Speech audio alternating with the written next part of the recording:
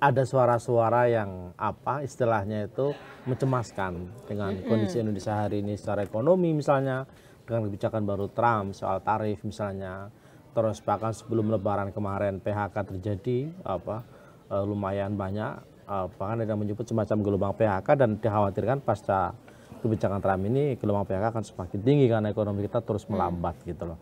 Secara politik misalnya juga ada bayang-bayang kecemasan, misalnya ada konflik di tingkat elit. Dan itu bisa memicu misalnya konflik berdampak di konflik sosial.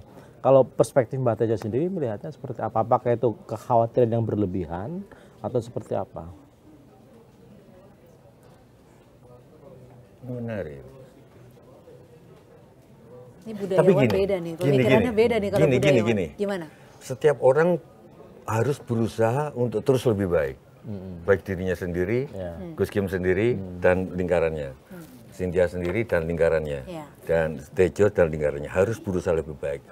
Tetapi selama itu belum tercapai, itu hal terbaik yang dikasih Tuhan. Gitu aja lah, kalau enggak kita frustrasi. Kita berusaha untuk tidak macet, tapi selama masih ada macet, ya udah itu terima sebagai syukuri, karena dengan itu ada manusia perak. Loh enggak, yang bisa menghidupi keluarganya. Iya, di sisi lain betul. Kemacetan di Semarang Demak itu melahirkan para pedagang kedelai godok itu, pisang godok. Kalau enggak mau jualan di mana mereka? Enggak, kalau enggak kita akan, bukannya kemacetan itu bagus dia. Tapi mari kita, tapi selama itu masih ada, kita terima bahwa itu yang terbaik. Itu Semar sendiri yang mengatakan. Gimana, Pak? Jadi, kowe kabeh manungso kuwi pancen kudu ngreka daya marang kahanan kang luwih becik. Terjemahin. Kalian manusia itu harus berusaha menciptakan kondisi yang lebih baik.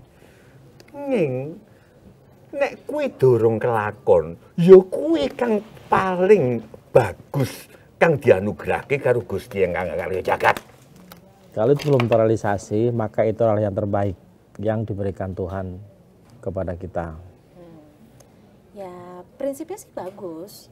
Maksudnya apa yang Mbak Tejo. Jadi ini, aku melihat Mbak Tejo ini pengennya berpikir perspektif positif.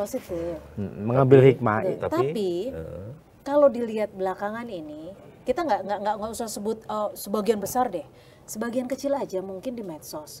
Atau kita lihat sebagian kecil deh dari juru bicara pemerintah. Itu seakan tidak ada rasa empati kepada masyarakat. Contoh, waktu kasus teror kepala babi. Aku tahu yang Hasan Nasbi. Hasan Nasbi. Ya. Itu kan itu perwakilannya begitu menyakiti. Tapi kita nggak fair kalau cuma bilang Pak Hasan Nasbi yang tidak punya empati. Ibu-ibu banyak yang nggak punya empati. Tapi kan dia bukan perwakilan negara. Apapun, rakyat pemimpin cerminan dari rakyat. Jangan lupa itu ada hadisnya. Jadi kalau kita dapat pemimpin culas, karena kita culas, karena kita nggak ngaku. Pemimpin juga harus menjadi contoh bagi rakyat.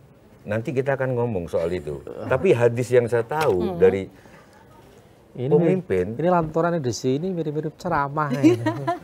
Husnudzon, berpikir positif. Tawakal, ya kan? Itu yang disampaikan itu jadi tawakal, gitu kan? Bukan gitu. Aku selalu bilang, aku bukan ulama, bukan hidupku amburadul. Istriku tuh orang paling stres di dunia karena aku bajingan gitu.